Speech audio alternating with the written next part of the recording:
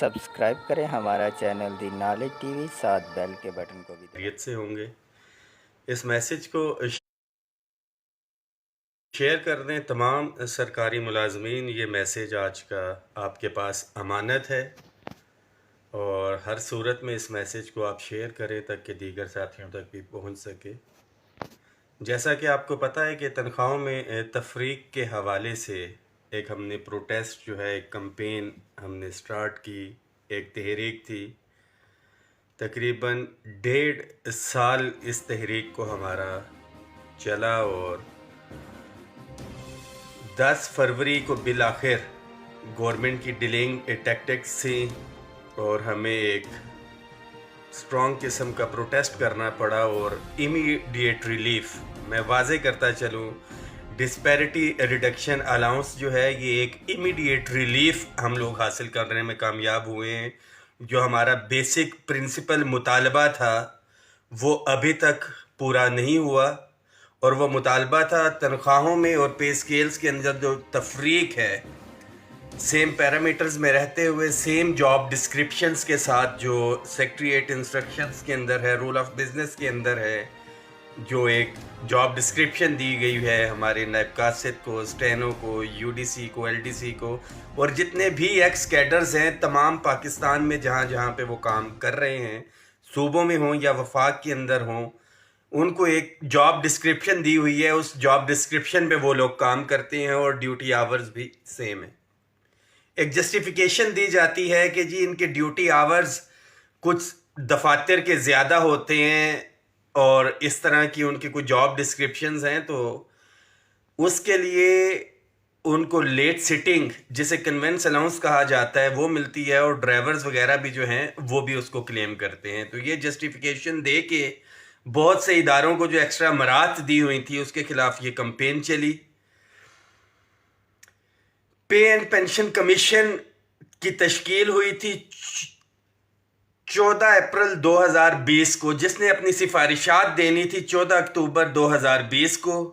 उसको भी 1 साल से ऊपर का वक्त गुजर चुका। मैं वाजे करता चलूँ, वफाक और सूबों की तनख्वाहों में जो तफरीक थी, इस तफरीक को ख़त्म करने के लिए और पेंशन के हवाले से जो पेंशन का बिल था इसको किस तरह से मिनिमाइज़ किया जा सकता है, क्या उसके ऊपर पॉलिसी लेके आनी है, इसके ऊपर पे एंड पेंशन कमीशन जो है तश्कील दिया गया था, जिसकी सिफारिशात पिछले अक्टूबर में आनी थी। वाजिद राना साहब उसके पहले चेयरमैन लगाए गए, जिनको हटाया गया, बल्कि उन्होंने खुद रिज़ाइन कर दिया।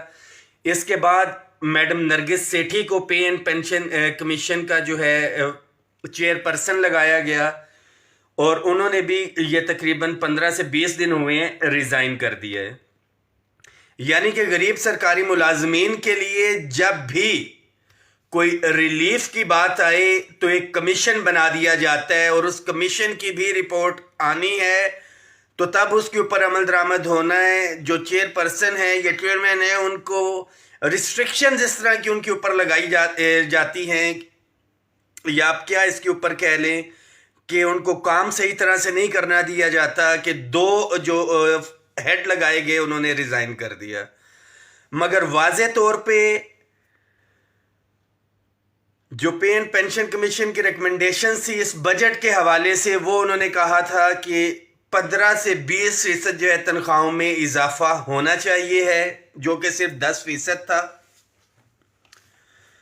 अपग्रेडेशन, पेंशन और सूबों के हवाले से ख़ास तौर के ऊपर मैं बताता चलूँ, सूबाई मुलाजमीन को बहुत गिला और शिकवा रहता है कि सूबों का नाम नहीं लिया जाता, सूबों की आवाज़ नहीं उठाई जाती।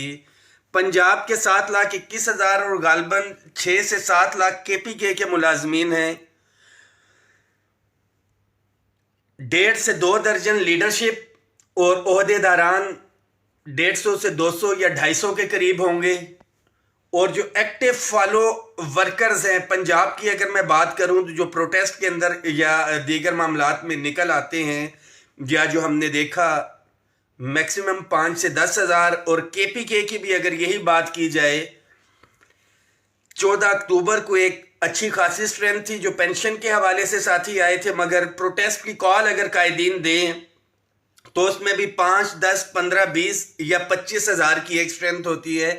یعنی کہ جو ڈسپیرٹی ریڈکشن الاؤنس وفاق کے 3,50,000 ملازمین نے لیا، گھروں میں بیٹھ کے لیا میجورٹی نے، اور اسی طرح صوبوں میں جو ریلیف ملا ہے رننگ بیسک پے کے اوپر نہیں ملا ہے، انیشل بیسک پے کے اوپر ملا ہے. اور اس ویڈیو میسج سے میرا ایک پیغام ہے تمام ملازمین کے لیے بھی اور قائدین کے لیے بھی کہ جو ایک ایگریمنٹ کیا تھا، ایک تحریک، ایک طاقت بن کے آپ ابھرے، اور پاکستان کی تاریخ کے اندر یہ سب سے بڑا پروٹیسٹ تھا، اگر اس کو کہا جائے تو یہ غلط نہ ہوگا، جس میں وفاقی سیکٹریٹ مکمل طور پہ اسلام آباد کے ساتھیوں نے، وفاقی سیکٹریٹ کے ساتھیوں نے بند کر رکھا تھا.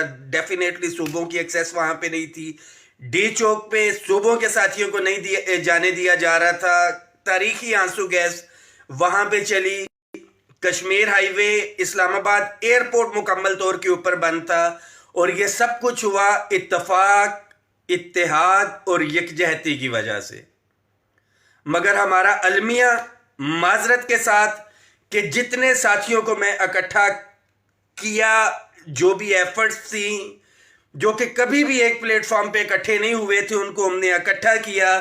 مگر اس پروٹیسٹ کے بعد اپنی اپنی دکانداری کہوں یا اپنی اپنی یونینز ایسوسیشنز کو لے کے ایک عجیب قسم کی مار دھاڑ مسلسل چلتی آ رہی ہے، اور اس کا ڈیفینیٹلی نقصان پورے پاکستان کے ملازمین کو جا رہا ہے. دس از دا ٹائم.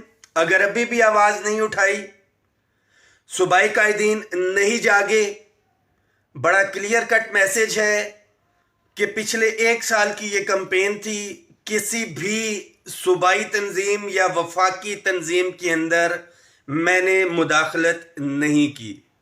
مداخلت کا مطلب کہ جو قائدین، جو لیڈران جہاں جہاں پہ تھے اپنے اداروں کے اندر، ہم نے ان اداروں کے ملازمین تک ڈائریکٹ ایکسیس نہیں کی، اس کے اندر مداخلت نہیں کی، ان کو نہیں کہا کہ آپ ایسے کریں. ہم نے جو بھی میسج دیا ہے ان قائدین کے توسط سے بھیجا ہے.